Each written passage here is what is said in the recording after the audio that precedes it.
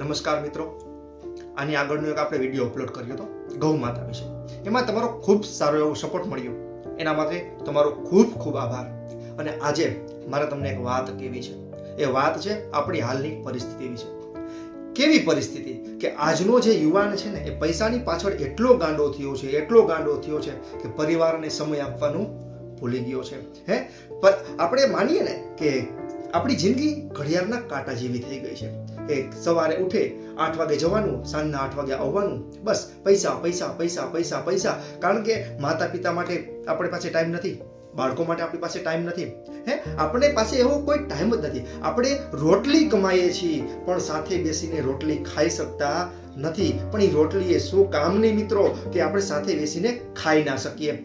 એટલે આજે મારે તમને એક વાત કહેવી છે કે ઘણી વખત આપણે ગામની અંદર કે શહેરની અંદર કે બાઇક લઈને જતા હોઈએ, હાઈવે ઉપર બાઇક લઈને જતા હોઈએ, ત્યારે આપણે જોઈએ છીએ કે એક્સિડન્ટ થયું છે.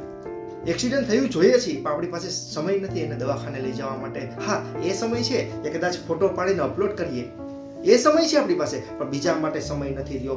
કારણ કે આપણે અત્યારે એટલા સ્વાર્થ થઈ ગયા છીએ, એટલા આપણામાં નિર્દયતા આવી ગઈ છે. આપણી અંદરનો જે પ્રેમ ભાવ કરુણા છે ને એ હવે રહી નથી મિત્રો. આપણે એક વસ્તુ વિચારો કે પહેલા આગળના સમયની અંદર જે આપણા વડવાઓ, જે વડીલો જીવતા હતા, એની પાસે પૈસા નહોતા પણ એ ખુશ નહોતા. પૈસા હોય તો જ ખુશ રહેવાય. એની એ કેટલા ખુશ હતા તમે વિચારો તો ખરા. એની પાસે નહોતો ફોન, નહોતી ટીવી, પણ એ ખુશ બહુ હતા. ક્યારે બીમાર નહોતા પડતા. અત્યારે આપણી પાસે બધું, આધુનિક સમય માટે બધું આપણી પાસે છે. આપણે દુઃખી પણ એટલા છે, આપણે બીમાર પણ એટલા પડીએ છીએ, નવા નવા રોગ આપણી ઉપર આવે છે. શું કામ? આનું કારણ શું? બસ માત્ર એવું એક ટેન્શન કે બસ જલ્દી મારે પૈસા વાળું થઈ જવું છે, મારે જલ્દી પૈસા ભેગા કરી લેવા છે, મારે પૈસા કમાઈ લેવા છે. પણ મિત્રો એક ખાસ વાત એ કહીશ કે ખાલી પૈસાથી ખુશી નહીં મળે, પૈસા કમાવાથી ખુશી ના મળે મિત્રો. ઘણા બધા કરોડપતિ વ્યક્તિઓ છે કે એને સાંજે સુવા માટે નીંદરની ગોળી લેવી પડે છે. અને ઘણા બધા એવા વ્યક્તિઓ મેં જોયા છે કે એની પાસે સારો એવો ખાટલો નથી, કદાચ ખાટલામાં સૂતા હોય ને તો એને પડખું ફરવા માટે પણ એવી સ્પેસ નથી, જગ્યા નથી મળતી. એવો ખાટલો હોય, એટલી પરિસ્થિતિ અંદર રહેતો હોય, પણ સવારે સૂરજ એની ઉપર આવે ને ત્યારે એની નીંદર ઉડે. ત્યારે હું તમને કહું છું મિત્રો કે ખુશ માણસ કોણ? એ કરોડપતિ છે એ કે ખાટલાની અંદર ગરીબ માણસ જીવે છે એ? હું એક નાનીકડી તમને એક વાત કહેવા માંગુ છું કે એક સિકંદર નામનો રાજા પોણી દુનિયા ઉપર એને રાજ કર્યું. સિકંદર નામના રાજાએ પોણી દુનિયા ઉપર રાજ કર્યું. જ્યારે એનો અંતિમ સમય ચાલતો હતો ને મિત્રો, ત્યારે એને એવું કીધું હતું કે જ્યારે હું મૃત્યુ પામું ને, જ્યારે લઈ જવામાં આવે ને, ત્યારે મારા બંને હાથ છે ને એ બહાર રાખવામાં આવે. શું કામે? દુનિયાને ખબર પડે કે સિકંદરે પોણી દુનિયા ઉપર રાજ કર્યું, પણ જ્યારે જાય છે ને ત્યારે ખાલી હાથે જાય છે.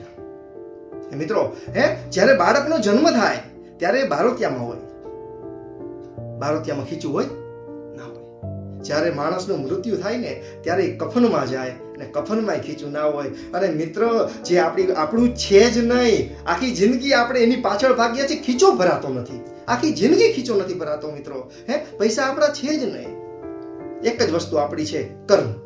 કર્મ કરો યાર, એ સાથે આવશે. જો કર્મ નહીં કરો, સારા કર્મો કરજો, સાથે આવશે. ક્યારેક આપણે એવું ન ધાર્યું હોય ને એવું આપણી સાથે થઈને ઊભું રહીએ. સારું એવું કામ આપણે એમ થાય કે અમે તો ધાર્યું જ નહોતું, આ કામ મારું સફળ થઈ ગયું, ત્યારે આપણે એક શબ્દ બોલીએ છીએ કે મારા પૂર્વજોએ કરેલા કામ છે ને એ આડા આવ્યા. તો મિત્રો હું એ જ કહેવા માંગુ છું કે કર્મ ઉપર ધ્યાન આપો, કામ ઉપર ધ્યાન આપો.